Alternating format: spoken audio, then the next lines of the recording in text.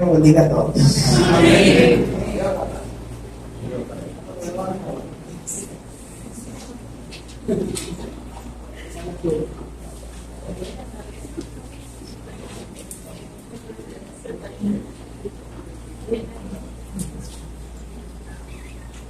Buenos días. Dios les bendiga a todos. Hace tiempo que no hemos compartido por aquí un mensaje.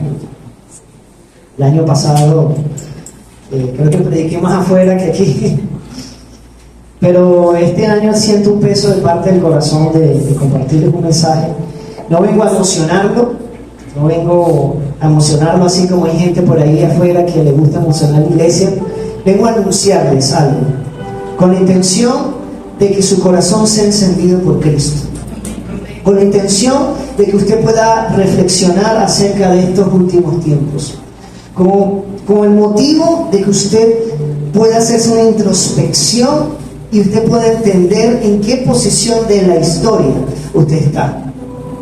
Así que yo quiero que abra su corazón en esta mañana y que pueda escuchar, pueda entender el mensaje que quiero compartir el día de hoy. Yo lo quise llamar el Evangelio completo, ¿ok? Pero yo quiero que oremos. Padre, te damos gracias, Señor, por este tiempo. Te damos gracias porque tu palabra es fiel y verdadera, Señor. Te damos gracias, Señor, porque sé que tú tienes el control de nuestra vida y que tu palabra, Señor, es sí y es amén, Padre. Yo quiero que este mensaje, Señor, ministre y llegue hasta donde los oídos humanos no pueden llegar, donde las palabras humanas no pueden llegar. Señor, toca el corazón, toca la fibra de cada alma, Padre, y que podamos volvernos a ti, Señor, con un corazón sincero. Que nuestro corazón sea encendido por formar parte de tus planes, Señor. En el nombre poderoso de Jesús. Amén y amén. Quiero que le brinden un fuerte aplauso al Señor.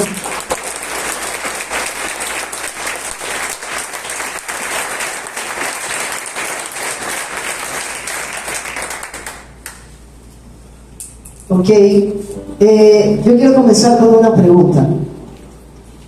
¿Qué es para usted evangelio? Creo que todos hemos escuchado en algún momento qué es lo que significa la palabra evangelio, pero yo quiero preguntarle qué es evangelio. Por ahí yo preparé una presentación, ¿no se puede transmitir? Ajá. Quiero preguntarte qué es evangelio. ¿Alguien tiene una idea? ¿Ah? Pero hable duro, con ánimo, yo no lo voy a regañar. Buena noticia. Buena noticia. Buenas nuevas de salvación. Buenas nuevas de salvación. Poder de Dios. Oro. Si quieres pasa. La palabra evangelio viene del griego evangelio, que significa buena noticia. ¿Sabe? Jesús utilizaba muchas palabras de la época para poder darle peso o significado a algo o algo que él quería traer. Y en aquel tiempo la palabra evangelio tenía que ver cuando un rey salía a la batalla e iba a conquistar territorios y él necesitaba o enviaba un heraldo, un apóstol, un enviado al pueblo o a su nación a anunciar: el rey ha vencido. De manera que el pueblo se preparara para recibir al rey y hacer fiesta. De aquí es donde viene el origen de la palabra evangelio. Es una buena noticia de que el rey ha vencido. Entonces, el pueblo no había visto todavía al rey, el pueblo no sabía de las tierras que había conquistado, pero ya era un decreto, ya era ley, ya estaba hecho. Y cuando el rey enviaba a ese heraldo, enviaba a esa persona a anunciar que el rey ha vencido, es porque ya estaba hecho. Entonces, de ahí viene el origen de la palabra evangelio. Entonces, ¿qué es lo que nos dice Jesús en Mateo 24:14? En la siguiente diapositiva está el versículo. Dice: y este evangelio del reino se predicará en todo el mundo como testimonio a todas las naciones, y entonces vendrá ¿qué? El fin. Voy a repetirlo nuevamente. Y este evangelio del reino se predicará en todo el mundo como testimonio a todas las naciones, y entonces vendrá el fin. ¿Saben? Nosotros como iglesia como hijos de Dios, nosotros necesitamos entender lo que Jesús hizo, lo que está haciendo y lo que va a hacer. Diga conmigo, yo necesito entender lo que hizo, lo que está haciendo y lo que va a hacer. Por eso es importante que nosotros podamos entender el mensaje del Evangelio completo, el mensaje de la buena noticia. Yo necesito entender, vivir y predicar el Evangelio. Dile a la persona que tienes al lado, debes entender, vivir y predicar el Evangelio. No basta solamente con escuchar el Evangelio los domingos cuando el pastor predica. No basta con escuchar el mensaje que en algún momento escuchamos, nos dieron cuando se nos predicó de Cristo. Yo necesito entender qué es lo que mi Señor hizo por mí.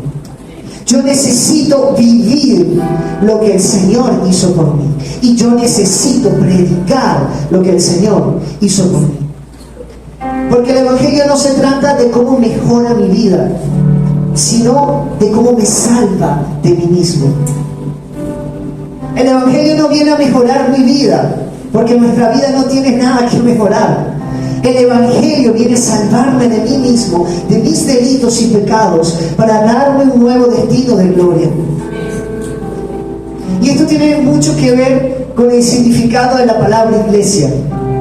Así como le decía, Jesús utilizaba muchos ejemplos de la época para darle peso y un significado a lo que él deseaba transmitirle a sus discípulos. Iglesia viene de eclesia y significa asamblea. Gente llamada hacia afuera de sus negocios personales para servir a la comunidad. Normalmente eclesia era una posición política, si se pudiese decir. Era un grupo de personas en su comunidad que salían de sus negocios personales para formar un grupo para servir a la comunidad, para servir al pueblo. Entonces, ¿qué significa eso hoy en día en la posición espiritual de la iglesia? Somos personas a salir de nosotros mismos para servir a los intereses de Dios. Como muchas veces nos dice el pastor, no vivas para tus planes, no involucres a Dios en tus planes, involúcrate en los planes de Dios. Entonces yo le pregunto, ¿usted se está involucrando en los planes de Dios? Yo no vengo a emocionarlos hoy. Yo vengo a que usted el día de hoy pueda reflexionar acerca de la posición espiritual en la que usted está. Somos ya llamados a salir de afuera de nosotros mismos para servir a los intereses de Dios, para servir al plan de Dios. El Evangelio tiene su aspecto basado en lo que hizo Cristo por nosotros, que afecta nuestro presente cambiando nuestro estilo de vida y dándonos una esperanza futura. En eso, básicamente, o en términos generales, tiene que ver el Evangelio completo. De lo que hizo Cristo en el pasado, que afecta a mi presente y me da un destino de gloria, un destino de esperanza para el futuro. Entonces quiero que vayamos a Gálatas capítulo 6, verso 14. Creo que aquí en la presentación está. En cuanto a mí, que nunca me jacte de otra cosa que no sea la cruz de nuestro Señor Jesucristo. Debido a esa cruz, mi interés por este mundo fue crucificado, y el interés del mundo por mí también ha muerto. Vamos a ir también rápidamente a Juan, ese creo que no lo agregué. Juan 4, versículo 9, lo voy a leer aquí rápido. Perdón, primera de Juan, capítulo 4. Versículo 9.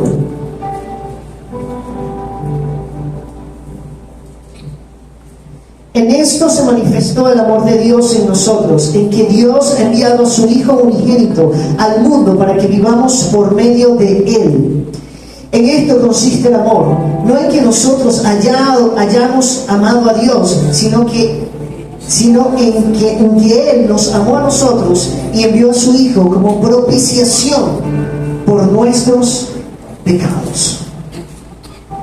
El versículo anterior de Gálatas dice: en cuanto a mí, que nunca me jacte de otra cosa que no sea la cruz de nuestro Señor Jesucristo, porque debido a esa cruz mi interés por este mundo fue crucificado. Ok, quiero hablar rápidamente acerca de los efectos de la cruz en nuestra vida. Ok, hay tres aspectos, tres características importantes, ok, que la teología lo usa para definir el efecto de la muerte de Cristo en nuestra vida. Es expiación, propiciación y justificación. Diga conmigo: expiación, propiciación y justificación. Estas acciones se relacionan con la remoción de la ira de Dios sobre nosotros. Porque dice la palabra que antes éramos enemigos de Dios. Y la ira de Dios iba a caer ¿sobre quién? Sobre nosotros. Entonces Dios tuvo que buscar un sustituto que sea inocente, que sea puro, que sea sin mancha, para quitarnos la culpa del pecado. Entonces, el primer punto, que es expiación.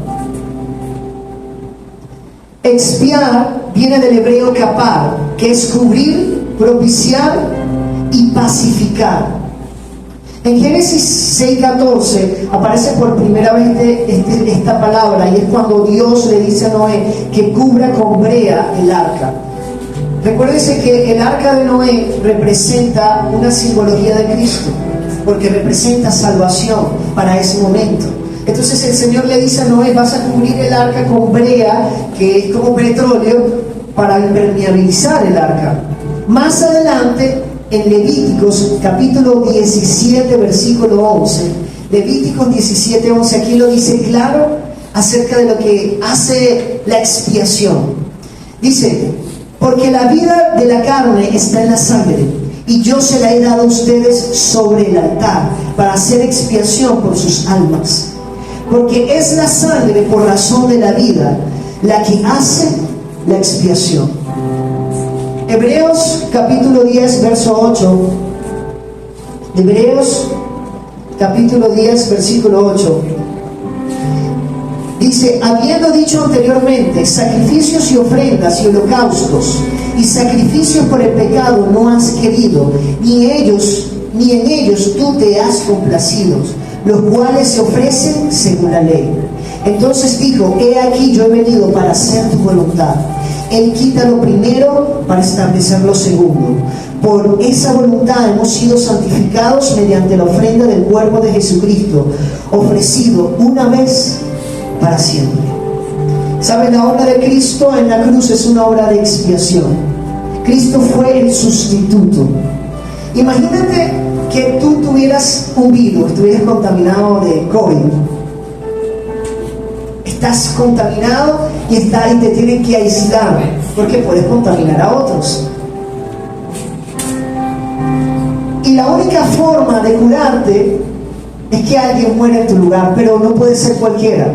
Tiene que ser alguien puro.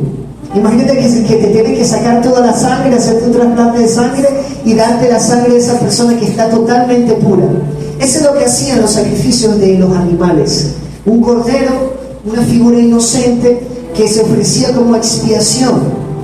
Y el pueblo de Israel hacía esto constantemente para poder expiar sus pecados. Pero había un problema, que el pueblo de Israel ofrecía sacrificios, pero su corazón no era cambiado. Y tenían que hacerlo una y otra vez, hasta el punto en que dejaron de hacerlo. Dejaron de ofrecer sacrificios de animales. Por eso el Señor, más de una oportunidad, se molesta con su pueblo y dice: sacrificios no quiero. ¿Él está interesado en qué? En el corazón. Entonces el Señor tenía un plan, porque al Señor no le sucede nada por sorpresa. A veces pensamos que las cosas que Dios hace, las hace como por emergencia, son sorpresivas. Dios tiene el control de todas las cosas. Él tenía un plan, y ese plan se llamaba Jesús. Y el Padre envía a Jesús como un cordero inmolado, inocente, justo, para morir por nuestros pecados.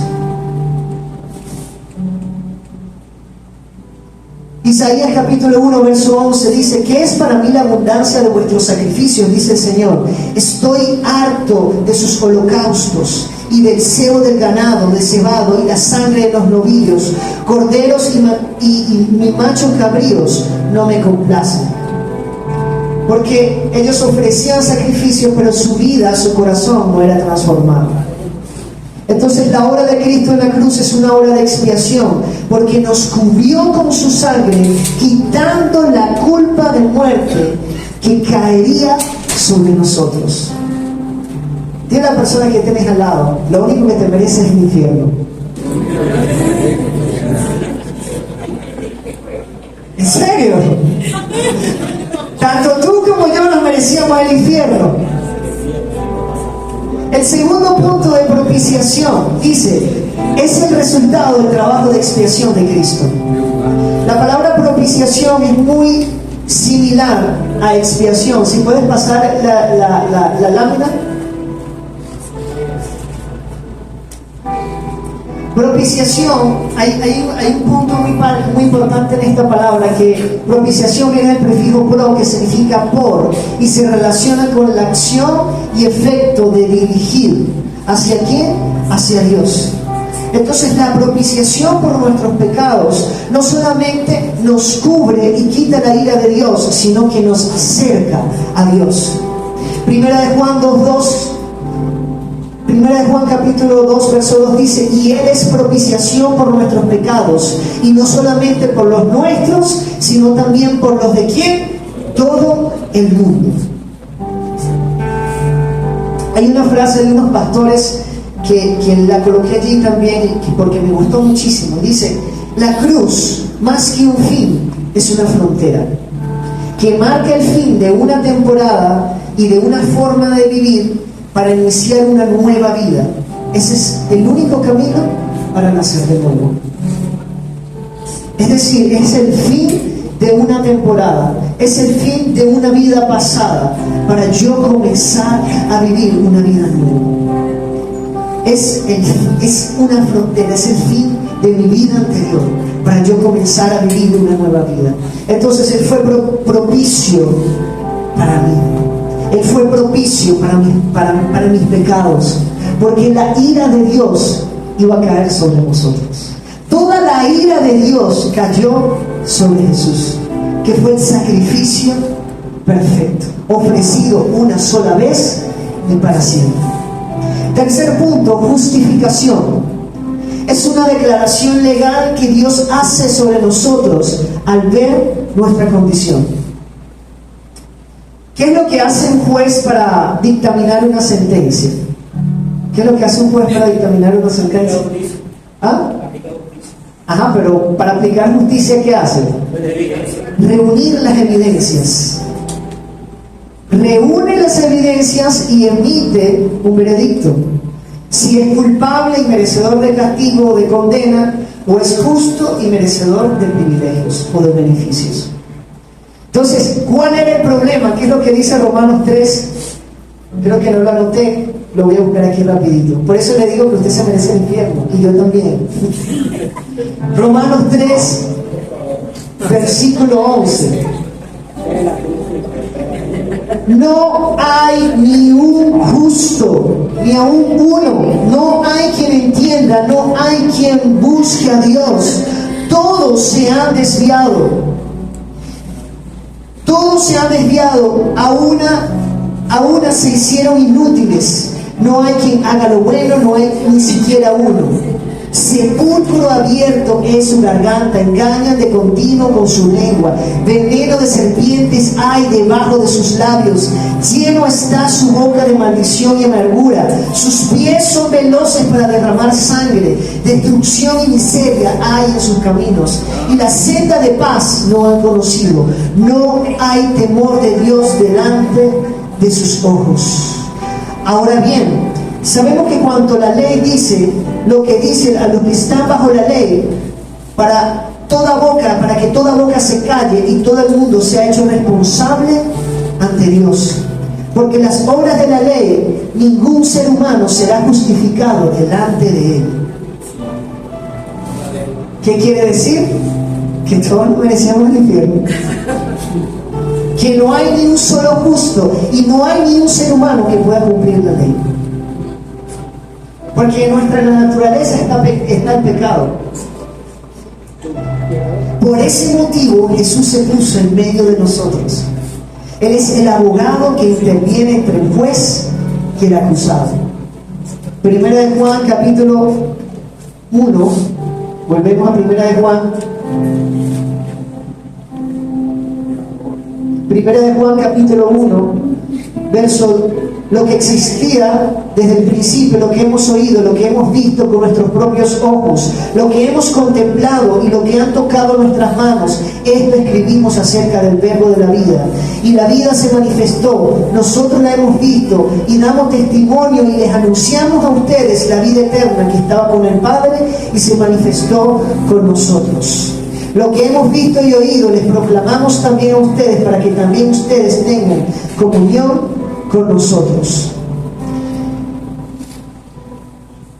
En verdad nuestra comunión es con el Padre y con el Hijo Jesucristo. Les escribimos estas cosas para que nuestro gozo sea completo.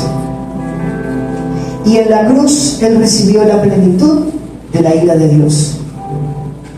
Es decir, todo el castigo del mundo cayó ¿sobre quién? Sobre Jesús. Porque Él fue el Cordero inmolado y ahora es abogado que intercede delante de Dios por nosotros.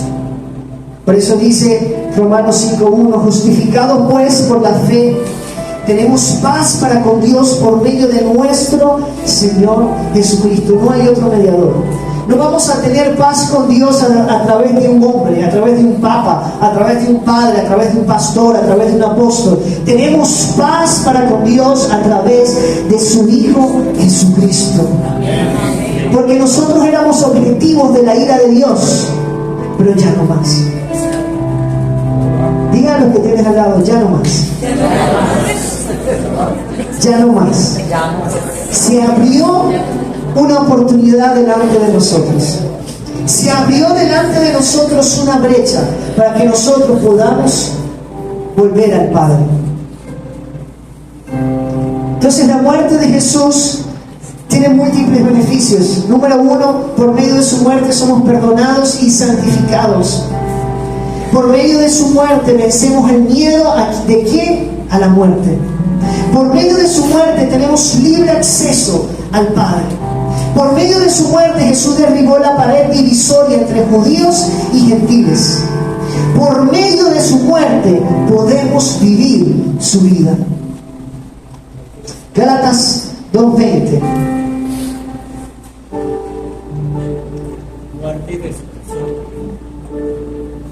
Gálatas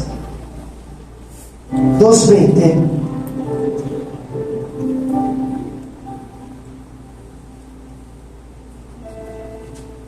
Con Cristo he sido ¿qué? Crucificado. Y ya no soy yo el que vive, sino que Cristo vive en mí.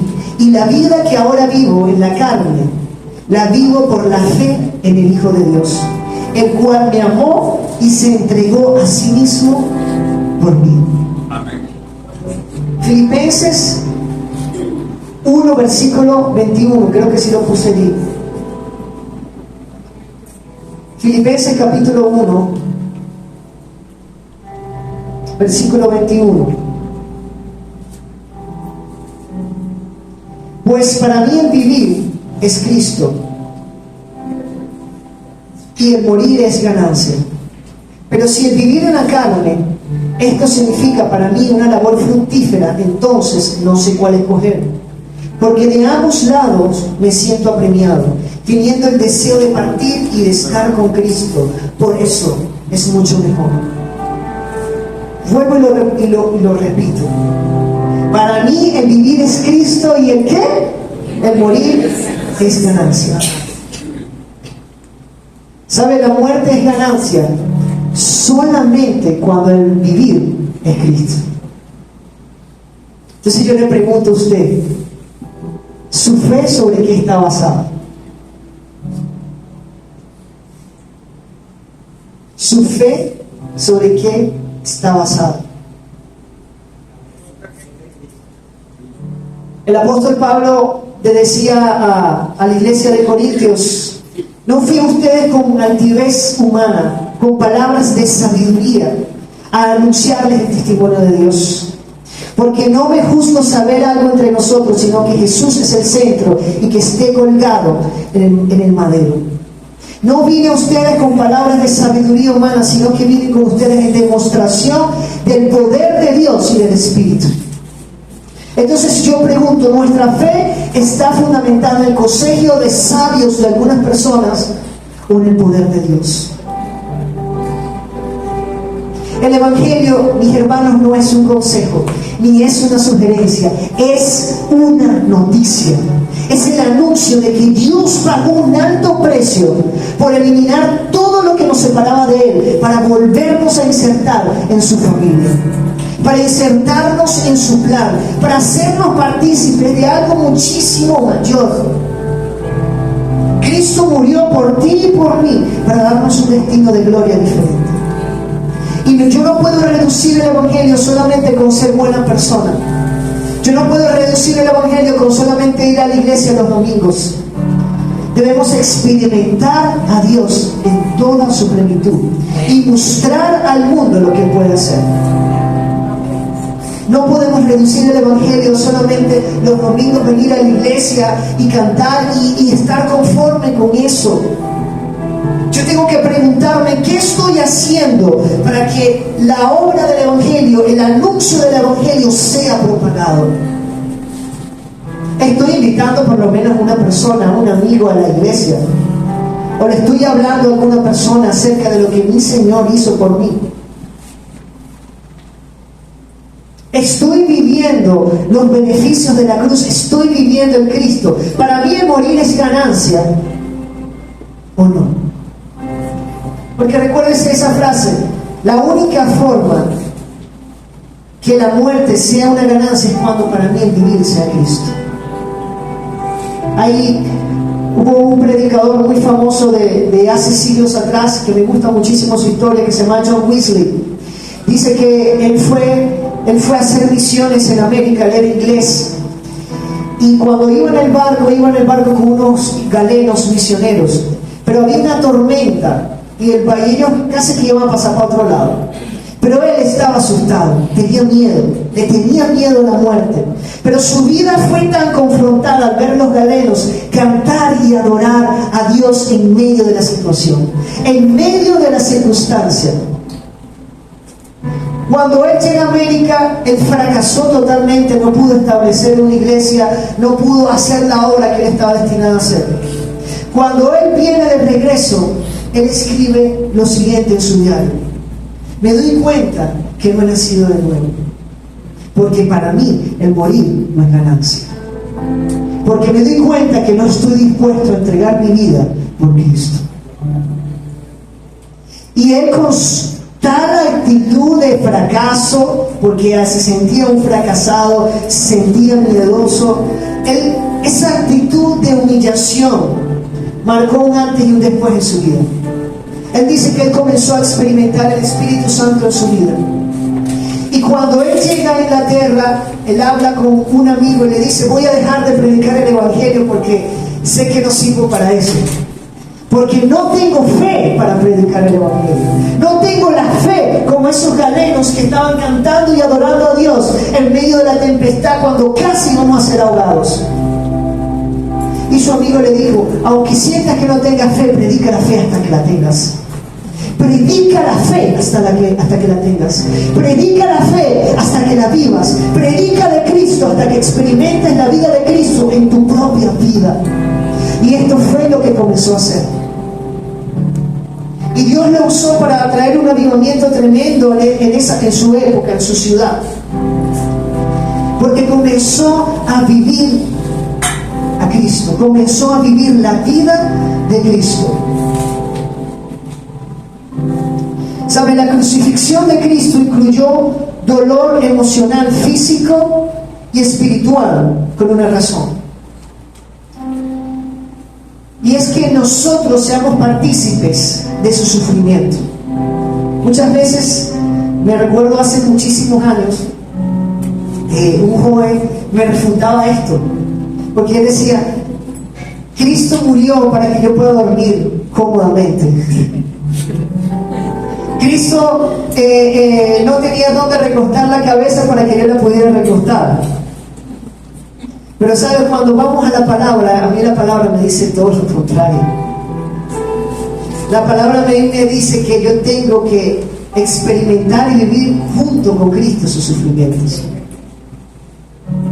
Hacer morir la carne no tiene que ver con martirizar el cuerpo físico, sino hacer nulos los malos deseos, las tentaciones, la mente corrupta, la perversión sexual, la autosuficiencia, el egoísmo y toda forma de pecado que ofende a Dios en cuerpo, alma y espíritu.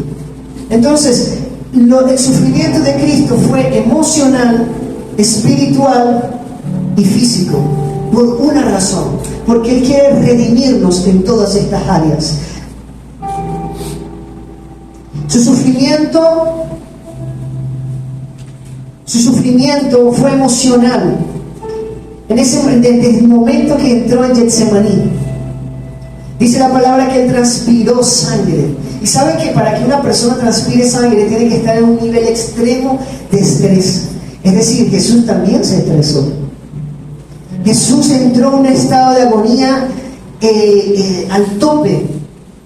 Él fue traicionado, fue vendido, fue abandonado. Por eso es que a mí a veces me causa un poquito de gracia hoy en día con esa generación de cristal que de todo se ofende. Y que me miraste feo, o tiene esa posición de victimismo, o pobrecito yo, pobrecito porque mi mamá me trata mal, o porque me dijeron algo mal. ¿Sabes? Jesús atravesó todo eso y en ningún momento abrió su boca para quejarse. Jesús experimentó dolor físico, Él fue molido por nuestras transgresiones. Estaba leyendo estos días que los látigos que usaban los romanos no solamente eran hechos de cuero, sino con plomo, en diferentes secciones del látigo, y en las puntas tenían unas garras. Tenían como 3 garras, y no solamente que tenían 3 garras, sino que tenían como una forma para desgarrar. Es decir, que cada latigazo que Jesús recibió era golpeado y desgarrado. Imagínate la piel de su espalda y de sus costillas como estaría.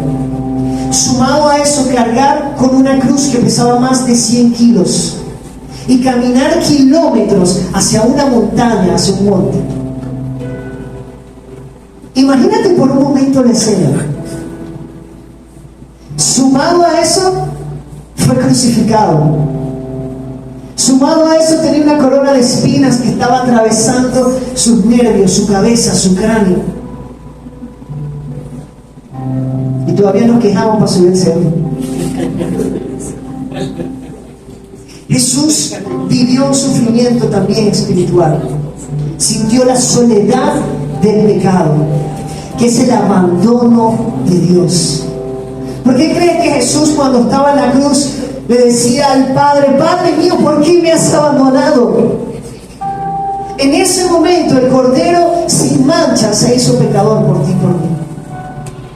En ese momento el hombre más inocente del mundo, el hombre más puro, más hermoso, más amoroso del mundo, estaba colgado en la cruz, siendo crucificado injustamente por amor por ti y por mí. En ese momento, allí clavado en la cruz, experimentó la soledad del cielo sobre sus lomos. Yo creo que esto fue el mayor desafío que tuvo que experimentar Jesús. Jesús, que estaba acostumbrado al cielo, a lo celestial, a la comunión con su Padre, en ese momento fue abandonado por Dios.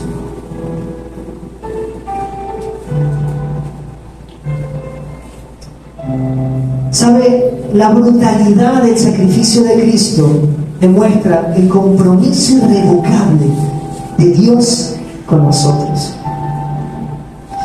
de eliminar todo aquello que nos separa de Él. Esta escena de sufrimiento, ¿sabes?, representa la mayor demostración de amor para nosotros. En este sacrificio, Jesús se arrodilla y te está diciendo: ¿quieres casarte conmigo para siempre?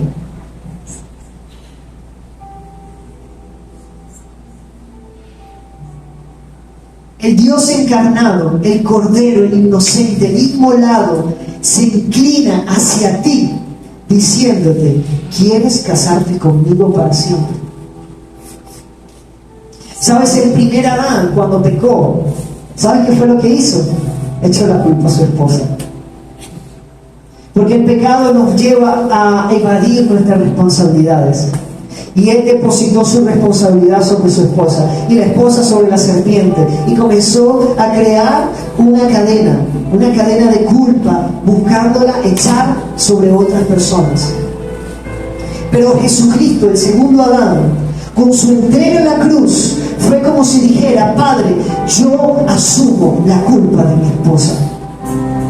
Aunque mi esposa fue pecadora, aunque mi esposa cometió mal, aunque mi esposa sí merece ser clavada en la cruz, yo asumo la culpa por ella.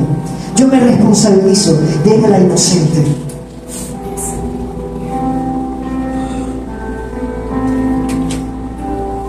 ¿Sabes? Cuando los hebreos se iban a casar, ellos firmaban un contrato nupcial. Y para luego irse a preparar el lugar donde iba a vivir con su esposa, y para por fin después hacer la consumación. La cruz fue el contrato nupcial que nos une a nuestro compromiso con Él para siempre. Y por eso Él se fue para preparar habitaciones y para regresar con nosotros para consumar la boda, en las bodas del Cordero. La boda, la consumación de la boda será en el día que Jesús regrese a encontrarse con su amada iglesia. Y la etapa en la que hoy estamos es entre la cruz y el regreso de Cristo. Y esto es algo muy importante que tú y yo entendamos. Entender todo esto, lo que hizo Jesús por ti y por mí. Morir por su amado, para que vivamos felices para siempre. Es un final de película. Ese es un final de película. Ahora entramos en una etapa. ¿Qué hago mientras regreso? ¿Qué hago mientras mi amado regresa? ¿Sabes? Entender esto a mí me lleva a que el corazón se me sea encendido. Jesús anunció que antes de su regreso el amor de muchos se iba a enfriar. Pero aquellos que perseveren hasta el fin serán salvos. Mateo 24, 2 y 13. Hay dos cosas importantes, y si puedes pasar la lámina. ¿Qué hacer mientras espero? ¿Sigue la siguiente? Dos cosas, y creo que esa es la última lámina. Dos cosas: perseverar y primer amor. Perseverancia y primer amor. Romanos capítulo 12, versículo 11 dice: no sean perezosos en lo que requiere diligencia, sean fervientes en el espíritu. Este versículo es importante que usted lo anote, lo guarde, lo subraye, lo estudie, lo medite, lo digiera. ¿Sabes? Es importante. Yo le quiero dar un tips aquí, haciendo paréntesis. Traiga para anotar. Anote todo aquello que ministre su vida. Porque cuando uno anota, créeme que no se le va a olvidar. Romanos 12, versículo 11. Si no trajo algo, puede usar el teléfono, el blog de notas en el teléfono y anota. Dice: no sean perezosos. En la nueva versión, en la nueva Biblia para las Américas, Romanos 12, versículo 11, dice: no sean perezosos en lo que requiere diligencia. Sean fervientes en espíritu, sirviendo al Señor, gozándose en la esperanza, perseverando en el sufrimiento, dedicados a la oración. No seas perezosos, sé diligente, sé ferviente en el espíritu, sirviendo al Señor. Es decir, aquí mismo te dice el problema y te dice la solución. Para combatir la pereza, ¿qué? Sé diligente. Para mantenerte en pasión por Dios, ferviente en el Espíritu, sirve al Señor. Gózate en la esperanza. ¿Perseverando en qué? Cuando tenga abundancia, en el sufrimiento. Dedicados a la oración. Hechos capítulo 2, versículo 42, en la Reina Valera. Hechos 2, versículo 42. Y perseveraban en la doctrina de los apóstoles, en la comunión unos con otros, en el partimiento del pan y en las oraciones. Voy a leerlo de nuevo. Y perseveraban en la doctrina de los apóstoles, en la comunión de ¿qué?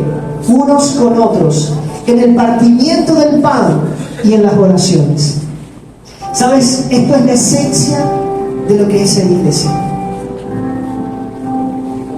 Esto es ser esencia de lo que es ser iglesia. Y perseveraban en la doctrina de los apóstoles, es decir, en la enseñanza, en la comunión los unos con los otros, en partir el pan y en las oraciones. La palabra perseverar deriva de upomeneo, que según el diccionario Strong significa mantenerse en pie en el conflicto, sobreponerse a la adversidad, no desplomarse bajo la tensión, es estar firme, perseverar bajo presión, esperar calmada y valientemente. Perseverar es sobreponerse a la adversidad. Además, una de las palabras bíblicas utilizadas en el concepto de perseverar es estar preparado, y proviene del griego proskartereo, de donde deriva el actual concepto de procrastinar. Y mira lo que dice el estudio de la procrastinación. Etimológicamente, procrastinación deriva del verbo del latín procrastare, postergar o dejar hasta mañana. Sin embargo, es más que esto. La procrastinación también deriva de la palabra en griego antiguo, akrasia, hacer algo en contra de nuestro mejor juicio, es decir, es hacerse daño a uno mismo. En resumen, es hacerse daño a uno mismo. ¿Cuántas veces llega la noche y sabes que tienes que orar o tienes que leer la palabra y dices en tu corazón, no lo dejo para mañana? ¿O cuántas veces te levantas en la mañana y lo primero que agarras es el teléfono y te metes en el Instagram para ver cómo va la publicación que hiciste anoche, o para ver las noticias? Antes las personas lo primero que se les levantaban en la mañana era para buscar el periódico, ya eso no existe. Ahora lo primero que hacen es abrir WhatsApp, abrir TikTok y abrir Instagram. Y sin darte cuenta es como un parásito que se nos mete en nuestra vida espiritual, que nos va consumiendo y nos va distrayendo. Y comenzamos a procrastinar en vez de perseverar en profundizar la palabra, en buscar la presencia de Dios, en conocer más de Él. Y yo quiero cerrar con esto. Colosenses capítulo 1, versículo 15. Colosenses capítulo 1, versículo 15. Él es la imagen del Dios invisible, el primogénito de toda creación, porque en Él fueron creadas todas las cosas, las que hay en los cielos y las que hay en la tierra, visibles e invisibles, sean tronos, sean dominios, sean principados, sean potestades. Todo fue creado por medio de Él y para Él. Él es antes de todas las cosas, y todas las cosas en Él subsisten. Él es la cabeza de todo el cuerpo, que es la iglesia. Él es el principio y es el primogénito de entre los muertos, para que en todo tenga la que preeminencia. Sabes, por mucho tiempo a veces hemos pensado que el primer amor tiene que ver con el primer momento en que nosotros llegamos a Cristo. ¿Qué es lo que le dice el ángel a la iglesia de Apocalipsis? Has hecho todo bien, pero tengo en contra ti que has dejado tu primer amor. Entonces, arrepiéntete. Entonces, vamos, ¿qué es primer amor? primer amor es Cristo, pero ¿en qué lugar está? Primer amor tiene que ver con la preeminencia de quién está en el primer lugar de nuestra vida. ¿Quién está en el primer lugar en el momento en que te despiertas, que te acuestas, al momento de tomar decisiones, al momento de hacer algo? Significa poner a una persona en el primer lugar. Si Jesucristo no es lo primero que pensamos cuando despertamos, si no es la primera opción de tomar una decisión, no es nuestro primer lugar, y mucho menos nuestro primer amor. ¿Sabes? Jesús fue el primero en todo, absolutamente en todo. Fue el primero en la creación. Preeminencia viene del latín tardío, que es privilegio, extensión, ventaja o preferencia que goza alguien respecto a otra persona. El propósito es que nosotros tengamos a Cristo en primer lugar. Cuando mencionamos que Cristo es lo primero, no solamente nos referimos a la importancia de una escala de valores, también se relaciona con su existencia, porque Él es antes de todas las cosas. Él es el primero y es el fin, el alfa y el omega, y en todo momento Él desea estar primero en tu vida. ¿Por qué hoy en día las personas experimentan tanto ansiedad? Normalmente la ansiedad está relacionada con personas que son altamente controladoras, porque quieren tener todo el control de su vida, y cuando las cosas no salen bien, comienza a descontrolarse, comienza a haber un desborde interno de emociones, a experimentar ansiedad o a experimentar pánico o estrés o una cantidad de cosas, porque no pueden controlarlo todo. Y por eso Cristo te está pidiendo que tú le entregues el control de tu vida. Cristo te está pidiendo que vuelvas a Él. Jesús te está diciendo: quiero ser el primer lugar de tu vida. Es con un propósito, es con una intención. ¿Qué va a ser el primer lugar este año para ti? Estamos comenzando el año, ya se está yendo el primer mes. Y muchos de nosotros hacemos metas anuales, metas financieras, metas personales, metas espirituales. Pero ¿en base a qué estás haciendo tus metas? ¿Qué vas a hacer para que el Evangelio y lo que escuchaste el día de hoy sea compartido? Porque Cristo no solamente murió para salvarte, Él murió para que seas parte de su plan. Y algo tienes que hacer para vivir para sus planes. Entonces, este año yo quiero que tú te preguntes, Señor, que tú le digas al Señor: Señor, he aquí en mí, ¿qué quieres que haga? ¿En qué puedo servirte? ¿En qué puedo ser colaborador de tu plan, de tu propósito, de tu iglesia? ¿Qué estoy haciendo yo para hacer crecer el Evangelio, para hacer crecer la iglesia, para hacer crecer a Cristo en mi ciudad? ¿En qué estoy colaborando? Porque muchos de nosotros aquí tenemos talentos, tenemos dones. ¿A usted lo ha puesto al servicio de Dios? ¿O solamente viene a la iglesia los domingos para escuchar al pastor, para cantar y más nada? El Evangelio va más allá de eso.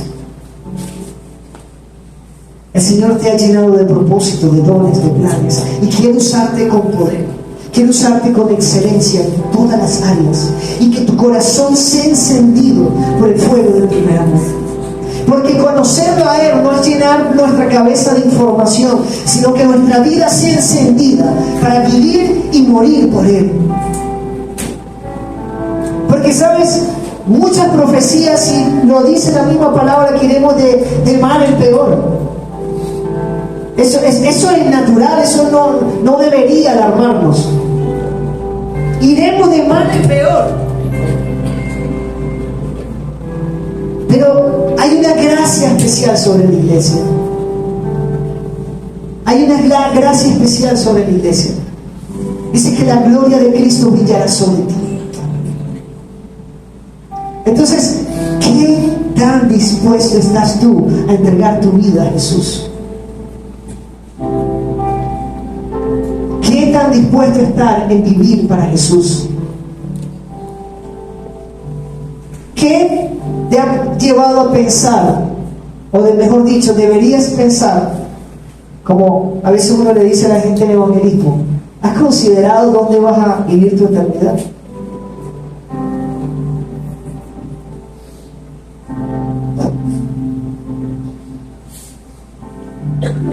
Jesús fue propicio para nosotros, para que tú y yo nos acerquemos al Padre,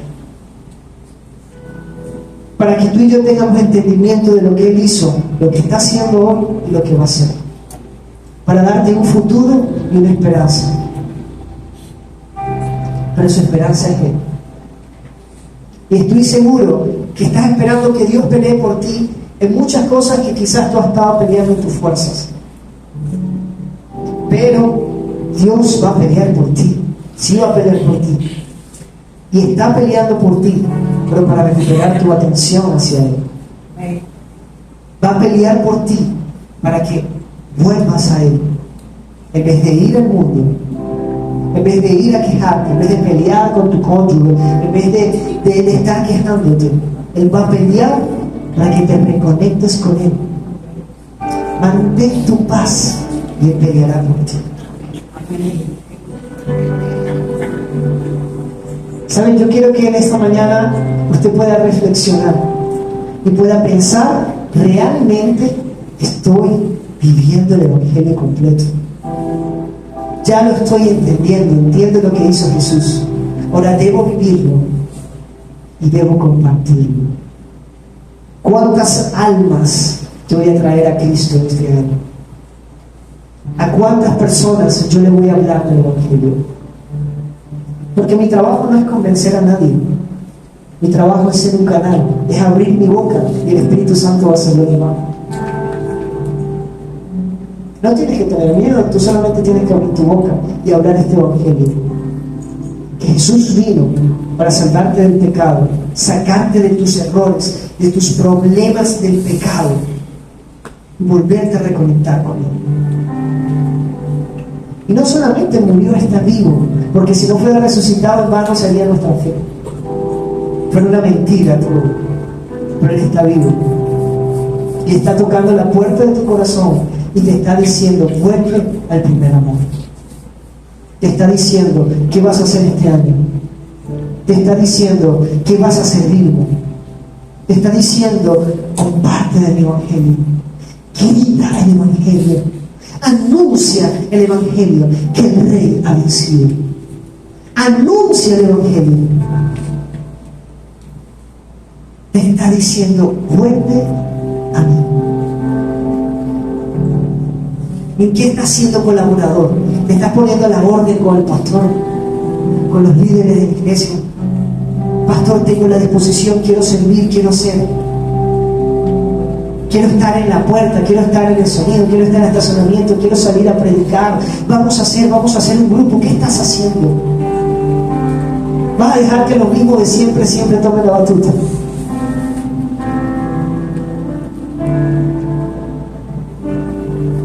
Jesús rompió el velo para que tú y yo tengamos acceso al Padre, que tengamos esa misma opción para pregonar libertad. Ayer un amigo, estaba hablando con un amigo en la casa, es mi barbero y él es un profeta, y él me preguntaba, ¿tú consideras que la liberación es un don o es un mandato? Y yo creo que es un mandato. Porque la palabra dice, y a los que creen les seguirán todas estas señales. Enfermos serán sanados, serán liberados. Tenemos el mandato de ir a ser discípulos y de manifestar el poder de Dios a donde quiera que vayamos. No se trata de una emoción, no se trata de pegar gritos, de pegar saltos, de echar agua, de lanzar aceite. Se trata de manifestar a Cristo. Porque Evangelio es poder de Dios para los que creen. Evangelio es poder de Dios para los que creen. No hay otra fórmula. No hay otra fórmula. Y que el Cordero de Dios reciba la recompensa por su sacrificio. Como ese grupo de misioneros, siempre menciono esa historia de que la única forma de ir a países no alcanzados era entregándose como esclavos. Y se entregaban a sí mismos como esclavos para ir a esos países no alcanzados. Y su familia, cuando estaba en el puerto, me imagino llorando, ellos estaban diciendo que el Cordero reciba la recompensa por su sacrificio. Nosotros estamos en pañales. Pero le comento esto porque quiero retarlo. Yo le decía a los muchachos a finales de año, estuvimos ahí en el apartamento adorando, orando y dándole gracias al Señor. Personalmente para mí el año pasado fue un año de muchísima bendición. Pude conocer personas que jamás me imaginé que iba a conocer, tanto en el país como fuera del país. Y creo que Dios abrió muchas puertas y nos brindó muchas conexiones. Y yo le decía, una de las cosas que le pedía al Señor, le decía a los muchachos, quiero rodearme de gente que me rete. Quiero rodearme de gente que me inspire a acercarme más a Dios.